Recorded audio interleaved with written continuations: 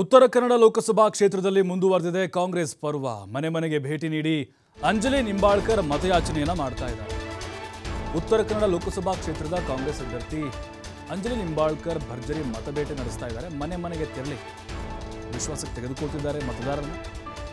ಖಾನಾಪುರದಲ್ಲಿ ಭರ್ಜರಿ ಮತ ಪ್ರಚಾರ ಮಾಡಿದ್ದಾರೆ. ಖಾನಾಪುರ ಅವರ ಸ್ವಕ್ಷೇತ್ರ. ಅವರು ಎಂಎಲ್ಎ ಆಗಿದ್ರು ಈ ಹಿಂದೆ. ಅಂಜಲಿ ನಿಂಬಾಳ್ಕರ್ ಅವರನ್ನು ಸ್ವಾಗತಿಸಿ ಬೆಂಬಲ ಕೊಟ್ಟಿದ್ದಾರೆ ಮಹಿಳೆಯರು. ನಾನು ಶಾಸಕಿಯಾಗಿ ಕ್ಷೇತ್ರದಲ್ಲಿ ಸಾಕಷ್ಟು ಅಭಿವೃದ್ಧಿ ಕೆಲಸಗಳನ್ನು ಮಾಡಿದ್ದೇನೆ. ಪ್ರತಿಯೊಂದು ಗ್ರಾಮಗಳ ರಸ್ತೆಗಳನ್ನು ಸುಧಾರಣೆ ಮಾಡಿದ್ದೇನೆ. ಅವೇ ನನಗೆ ಆಶೀರ್ವಾದ ಆಗುತ್ತೆ. ಮೋದಿ ಮೋದಿ ಎಂದು ಮತ ಹಾಕಬೇಡಿ ಅಂತ ಮತದಾರರಿಗೆ ಮನವಿಯನ್ನು ಮಾಡಿಕೊಂಡಿದ್ದಾರೆ ಅಂಜಲಿ ನಿಂಬಾಳ್ಕರ್. ಬಹಳ ಶ್ರಮ ಹಾಕ್ತಾ ಇದ್ದಾರೆ. ಮಿಂಚಿನ ಸಂಚಾರ ಅವ್ರದ್ದು ಕೂಡ. ಎಲ್ಲ ಸಮುದಾಯಗಳು ಮಹಿಳೆಯರನ್ನ ವಿಶ್ವಾಸಕ್ಕೆ ತೆಗೆದುಕೊಳ್ತಿದ್ದಾರೆ. ಅದರಲ್ಲಿ ನೋಡಿ, ಕಾಂಗ್ರೆಸ್ನ ಗ್ಯಾರಂಟಿಗಳನ್ನು ಹೊರತುಪಡಿಸಿ ಅವರು ಕ್ಷೇತ್ರಕ್ಕೆ ಮಾಡಿರುವಂಥ ಕೊಡುಗೆ ಅಂದರೆ ಉತ್ತರ ಕನ್ನಡ ಲೋಕಸಭಾ ಕ್ಷೇತ್ರಕ್ಕೆ ಖಾನಾಪುರ ಕೂಡ ಒಳಪಡುತ್ತೆ. ಅವ್ರ ಹಿಂದೆ ಶಾಸಕಿಯಾಗಿ ಮಾಡಿದಂಥ ಕೆಲಸಗಳ ಪಟ್ಟಿಯನ್ನು ಜನರ ಮುಂದೆ ಇಟ್ಟು ಮತ ಕೇಳ್ತಾ ಇದ್ದಾರೆ.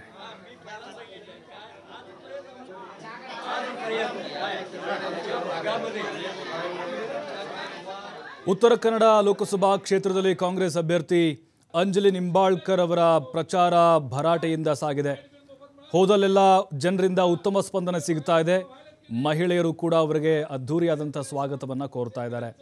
ಈಗ ಕಟ್ಟೆ ಮೇಲೆ ಹೋಗಿ ಕೂತ್ಕೊಂಡು ಮಾತಾಡೋದು, ಮನೆ ಒಳಗಡೆ ಹೆಣ್ಮಕ್ಳ ಜೊತೆ ಚರ್ಚೆ ಮಾಡೋದು, ಅವ್ರ ಸಮಸ್ಯೆ ಏನಿದೆ ಕೇಳೋದು, ನಾನು ಈ ಹಿಂದೆ MLA ಆಗಿದ್ದಾಗ ಏನು ನಿಮ್ಗೆ ಅನುಕೂಲ ಆಗಿದೆ, ಇದೆಲ್ಲವನ್ನ ಕೇಳಿ ಓಟ್ ಕೇಳ್ತಾ ಇದ್ದಾರೆ.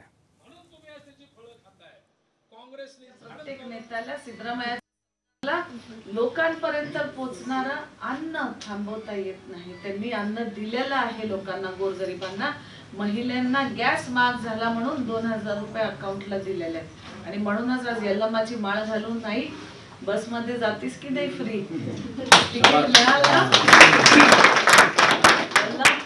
यल्लमा दाखवली, धर्मस्थळ दाखवलं, मुरुडेश्वर दाखवलं. गोकर्ण बघायला जावा, कुठेही जावा, मनात आलं. साडी चुळी बदलायला बेळगावला जाऊन आले. मनात आलं, नवऱ्यांना सांगितलं, नवऱ्यांचं परमिशन घेतलं नाही की नवऱ्यानी पण पाकिटात बघायला नको पैसे आहेत का नाही आहेत, बँकेत अकाउंटला पैसे आहेत का नाही आहेत. जायचंय बाई जा म्हणून सांगायला पण नवऱ्यांचे पण पैसे किती वाचलेत बघा. तरी आपण डोळे झाकून का कमळाला मत घालायचं मला सांगा. का घालायचं? काय केलंय असं? रामाचं आता मगाशी हे सांगितलं. मला हा विषय खरं तर बोलायला आवडत नाही, तरी पण मी विचारते आणि सांगते. आता ही तरुण पोरं जय श्रीराम करत जातेत, बोलतेत. आम्हाला पण अभिमान आहे. आम्ही पण मानाने हिंदू धर्माचं हे करतो. जात्रा, देवपूजा सगळंच करतो. रामायण वाचलीये सगळ्यांनी तुम्ही? वडिलांनी वाचलीये, कोणी पारायणातनं सांगितलीये, महाभारत सांगितलेलं आहे. मला सांगा, रामाला जेव्हा वनवासाला पाठवलं कैकेयीने, राम एकटा गेला होता का? कोण गेलं रामाबरोबर? लक्ष्मण आणि सीता. हे कोणी शिकवलं आपल्याला?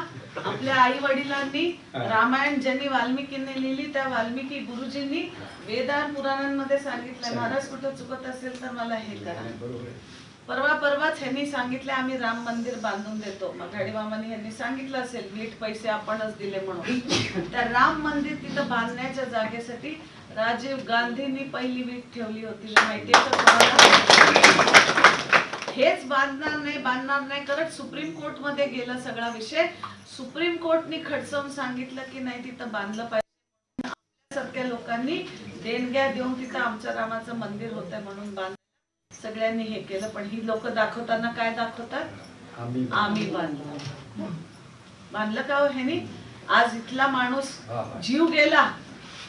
कितीतरी कारसेवक गेले होते. अडवाणींनी सांगितल्यावर किती जणांचे जीव गेले, किती जणांच्या घरात येऊन ह्यांनी जीवाचा विचारपूसनी केली. आणि हे सगळं करत असताना मला सांगा, बांधलं रामाचं मंदिर. आपल्या गावात रामाची मंदिरं आहेत? आहे या गावात रामाचं मंदिर? एक पण नाही. रामाचा फोटो बघितलाय कधी कोणी? पुराणातला, वेद पुराणातला? राम एकटाच असतो का हो दादा? असतोय का? राम, लक्ष्मण, सीता आणि हनुमान. मग ह्यांना कोणी रामायण आणि इतिहास बदलायचा अधिकार दिला की ह्यांनी एकट्या रामाचं मंदिर बांधलं? एकटा राम विचार करण्याची गोष्ट आहे की नाही सांगा. मग इतिहास बदलायला कोण लागलंय? वेदांच्या विरोधात जायला कोण लागलंय? वाल्मिकी गुरुजींनी लिहिलेलं जे रामायण आहे त्याचा बदल कोण करायला लागलाय? आणि हे आम्हाला सांगतात की आम्ही हिंदू धर्म जपासतोय म्हणून. जपलो कोणी मग हिंदू धर्म? आपल्या सगळ्यांनीच ना. आज बघा हनुमान चालीसा वाचताना पण जय सियावर रामनीच हनुमान चालीसा चालू होते. सियाला सोडता येत नाही, सीतेमाला सोडता येत नाही. हनुमानाने हनुमान पवन पुत्र हनुमान म्हटल्याशिवाय रामायण पूर्ण होतच नाही. मग हे म्हणतात नुसतं जय श्रीराम म्हणत आमची पोरं पण लगेच जय श्रीराम करत. मी बघितलं की आणि जोरात जय श्रीराम करत बोलत तिथवर. म्हणलं कोण नाही म्हणायलाय. आम्ही एवढंच म्हणतोय की सियावर रामचंद्र की जय, जय सिया राम. आमच्या आई वडिलांनी पुराणमध्ये वेदांमध्ये जे शिकवले ते आम्ही शिकणार ना की बीजेपी लीडर जे रामायण शिकवतायत ते आम्हाला रामायण शिकायचं